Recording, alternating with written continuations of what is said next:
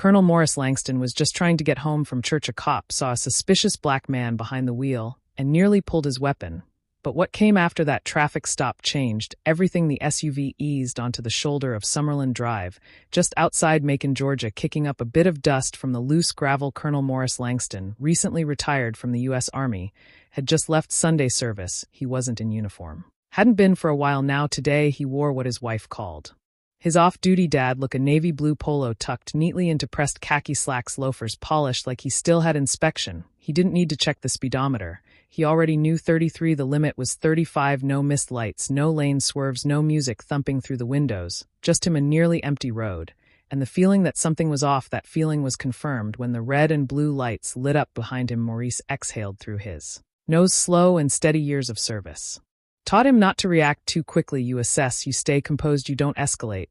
He pulled over near an old convenience store that hadn't had a working ice machine in 5 years. A few folks sat under the front awning nursing sodas and lottery tickets. As Morris put the car in park, he watched them glance over, then quickly look away. They didn't want to be involved. Not out here. Behind him, the cruiser door opened. The officer didn't rush. He moved with caution, like a man approaching a threat. He didn't understand. Morris saw the hand placement, right hand resting close to the holster, that told him more than the badge or the name tag ever could. Morris lowered his window and placed both hands on the steering wheel. Plain and visible, his tone was even neutral. Afternoon, officer. The man didn't respond at first. He was tall, mid-30s, maybe buzz cut, with pale skin that had pinked slightly under the Georgia sun. His eyes flicked over the interior of the SUV, then back to Maurice. License and registration, the officer said curtly. Morris nodded once. Sure thing, my wallet is in my back pocket. Registration's in the glove compartment. The officer didn't say go ahead, just stared. Morris moved slowly, narrating each step. Reaching into my back pocket. Now here's the license. Opening the glove box, registrations in the folder. He handed both over. The officer glanced at them, then back at Maurice. This your car? No, Maurice replied. It's my wife's. My name's on the insurance. The officer's stance shifted. His jaw flexed slightly. You got any proof of that? Morris blinked. Her name's on the registration, Jennifer Langston.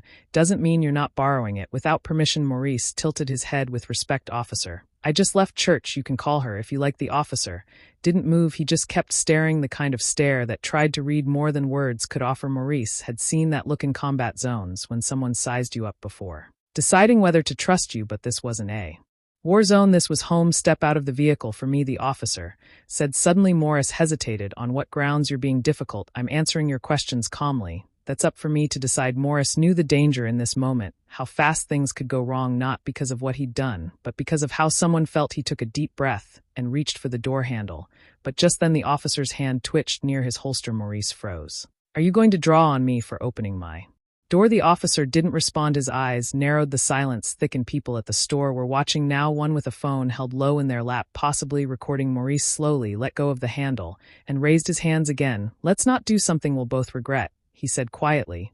But before the officer could respond, the low whine of another cruiser broke the tension, and backup pulled onto the gravel. The second cruiser rolled up behind the first, its engine purring as the driver's side door opened. Officer Denise Morales stepped out, mid-40s, short and sharp, featured her hair pulled into a tight bun. She scanned the scene quickly, noting the tense posture of her colleague and the stillness of the man in the driver's seat. Trevin, she called calmly as she walked toward him. What's going on? Officer Trevor Dose didn't answer. Right away his shoulders were tight, one hand still hovering close to his firearm. He didn't look at her. He just kept his eyes locked on Morris, who still had both hands up, gripping the top of the steering wheel. This man's being uncooperative, Dose said, finally refusing to exit the vehicle. Morales glanced at Maurice, then back at Dose. Did he threaten you? No, Dose admitted. But the vehicle doesn't belong to him. Maurice spoke up, keeping his voice measured. It's my wife's SUV. I offered ID and registration. Officer Dose didn't accept that. Morales stepped a little closer, angling her body to see Morris's face better. Sir, can I ask your name? Colonel Maurice Langston.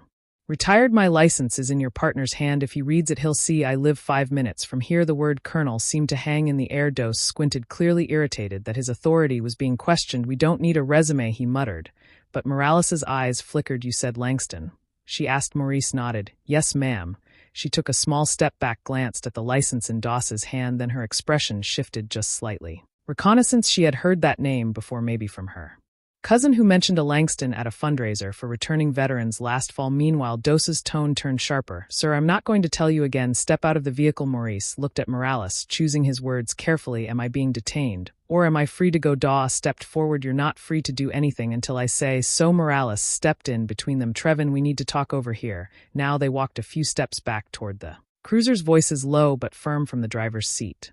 Morris could hear none of it, but he watched their body language. Morales looked calm. Professional. Dose looked increasingly frustrated. His jaw moved like he was grinding his teeth then.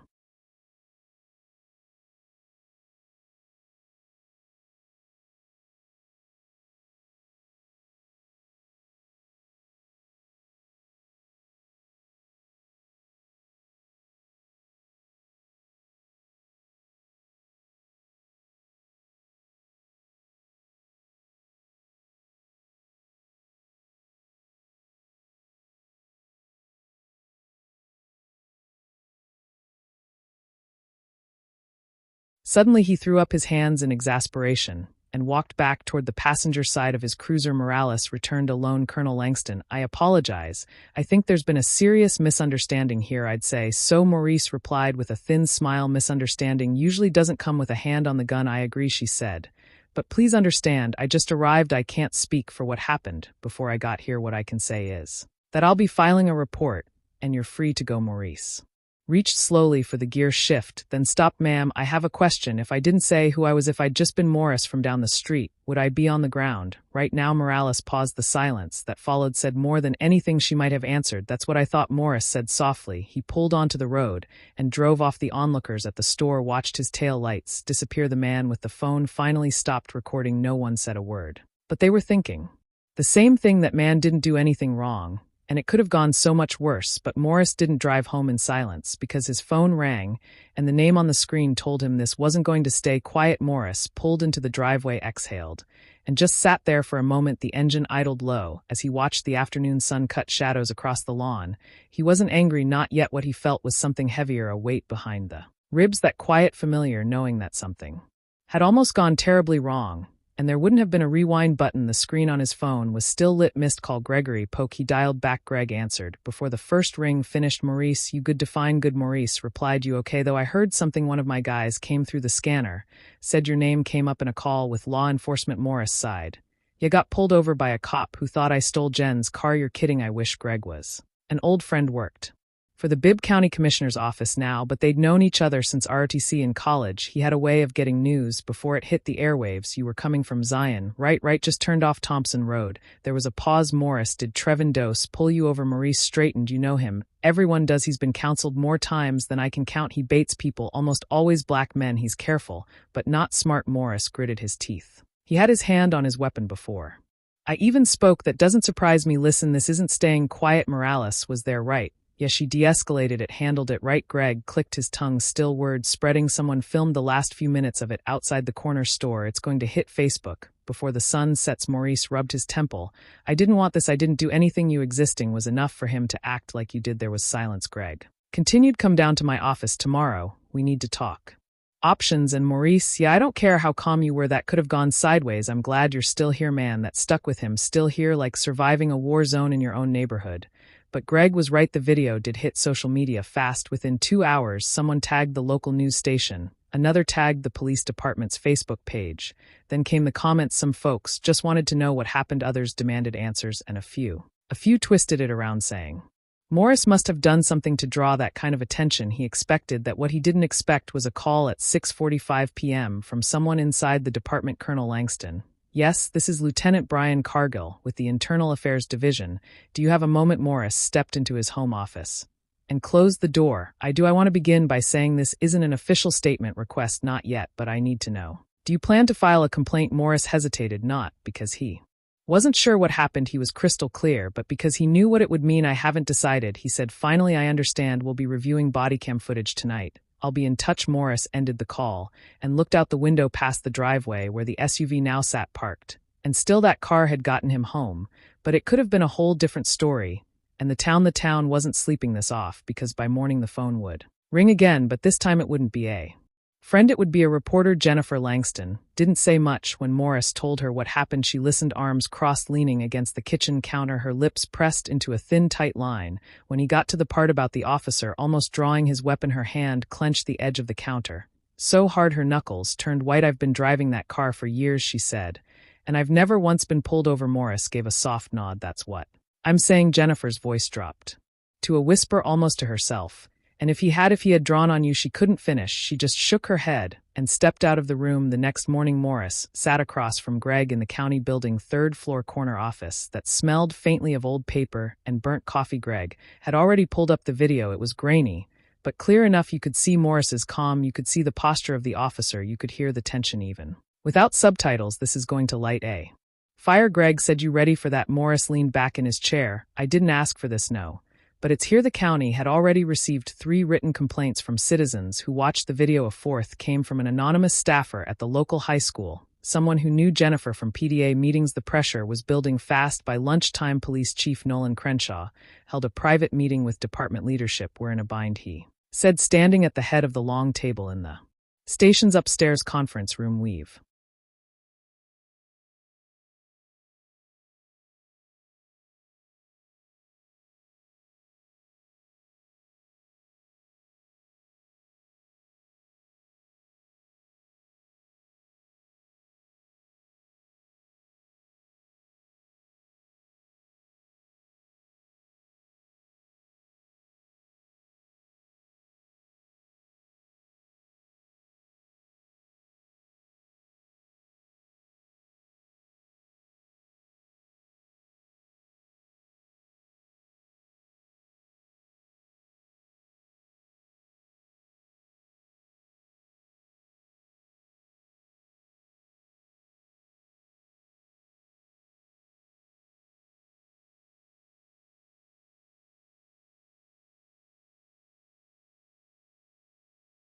got a decorated veteran well known in the community, saying he was profiled. Videos spreading. People are pissed." Captain Rick Doyle folded his arms. "We're jumping to conclusions. Trevor says the guy was being evasive. That's textbook behavior for a stolen vehicle." Crenshaw's voice hardened. Evasive.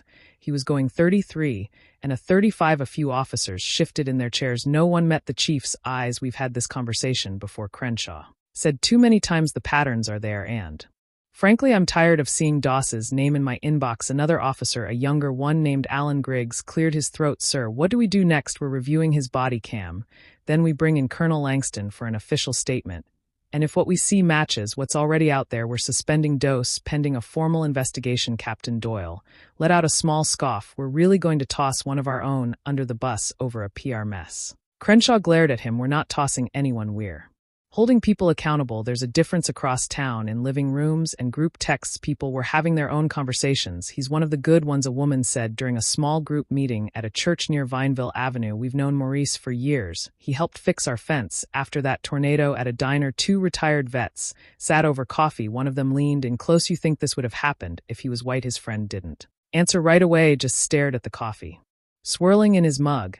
And at the high school where Jennifer taught part-time, one of her colleagues, Mr. Keating, social studies, walked up to her in the break room. "Hey, Jen, just so you know, I saw the video. I'm really sorry. That shouldn't have happened." Jennifer gave him a small nod. "It didn't just happen. Someone made it happen." But as more people started paying attention, the question shifted from "did this happen?" to "what are we going to do about it?" By midweek, the video had been shared over 30,000 times, not just in Georgia. Either it reached as far as Texas, Ohio, even Oregon. Someone tagged a popular military veteran page. And suddenly Morris's name was circulating among communities he didn't even know existed.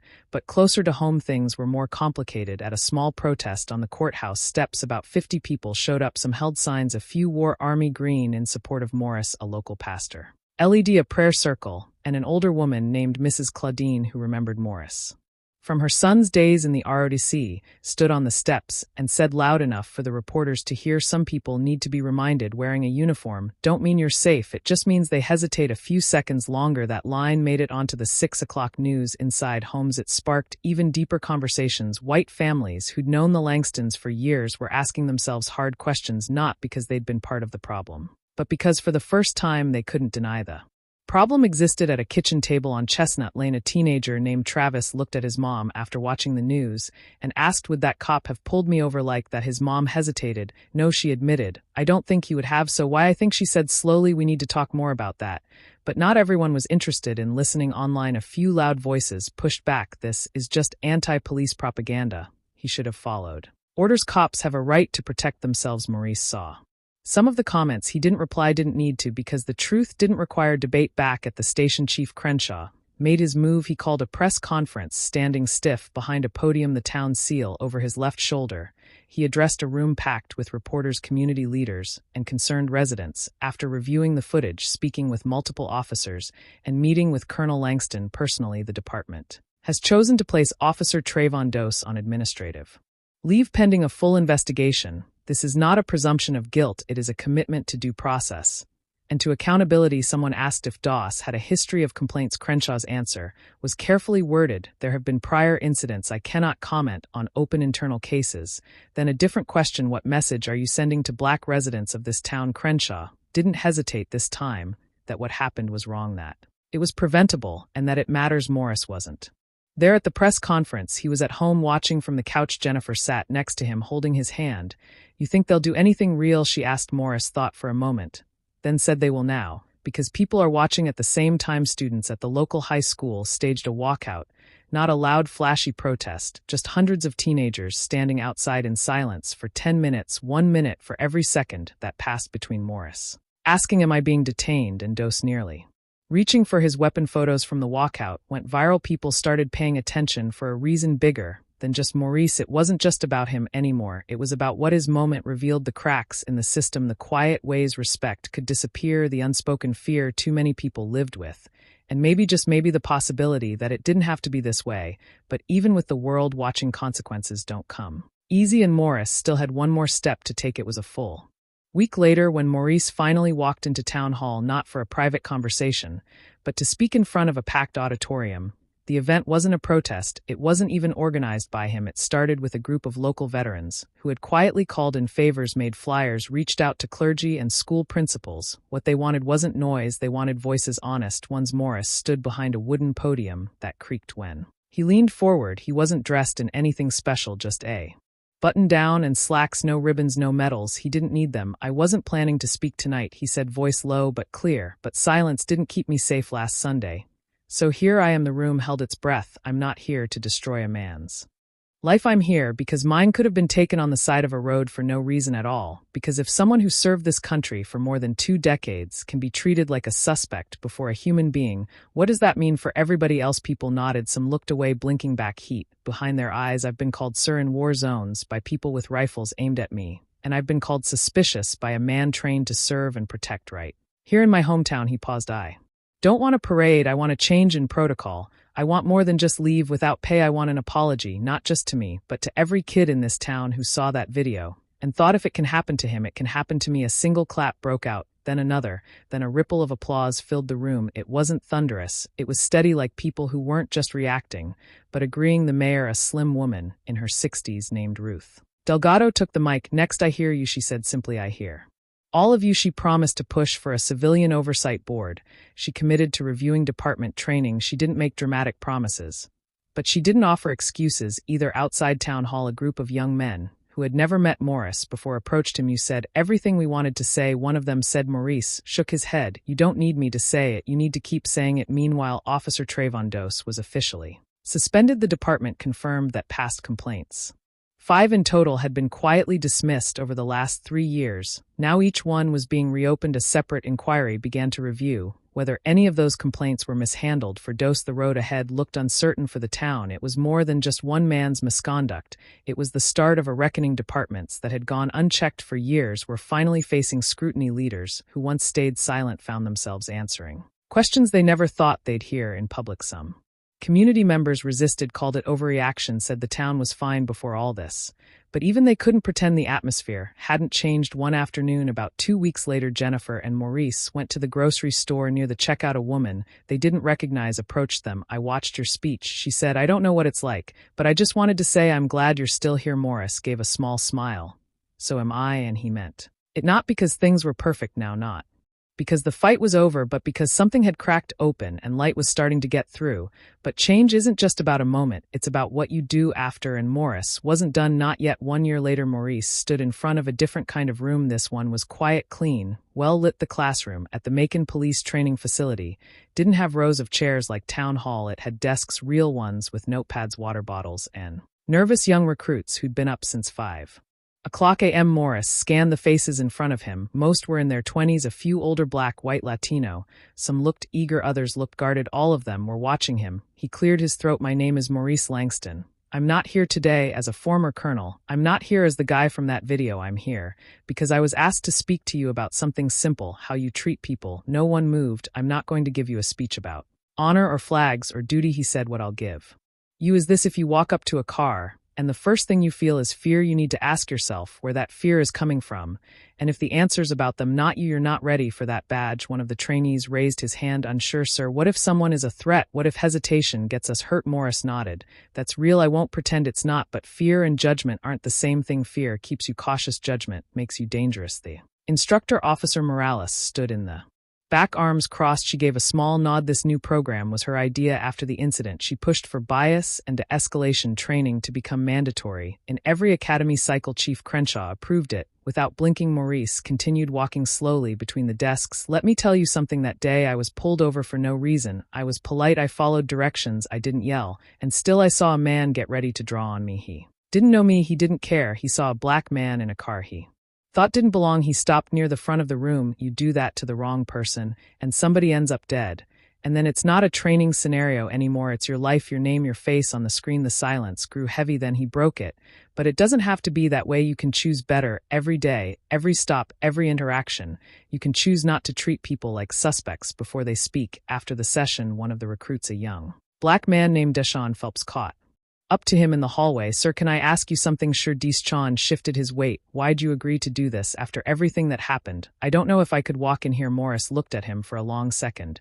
"Because people like you are in this room. Because the change I want won't come from yelling at old minds. It's going to come from making sure the new ones don't repeat the same mistakes." Deshaun nodded slowly. "I won't forget that." Back in the parking lot, Morris slipped into the driver's seat of the same SUV. He sat for a moment watching the afternoon light fall across the dash. Then he started the engine. Jennifer called while he was still backing out. "How'd it go?" "They listened," he said. "Some of them really listened." She smiled through the phone. "That's all we can hope for." Morris didn't respond right away. He thought about the past year, the speeches, the meetings, the long conversations with people who finally stopped defending what they didn't understand, the quiet apologies, the slow, careful steps forward. He pulled onto the road and said almost to himself, "It's not everything, but it's something, and sometimes something is where the change begins." If this story meant something to you, don't forget to like, subscribe, and share, because stories like Morris's aren't just meant to be heard, they're meant to be remembered.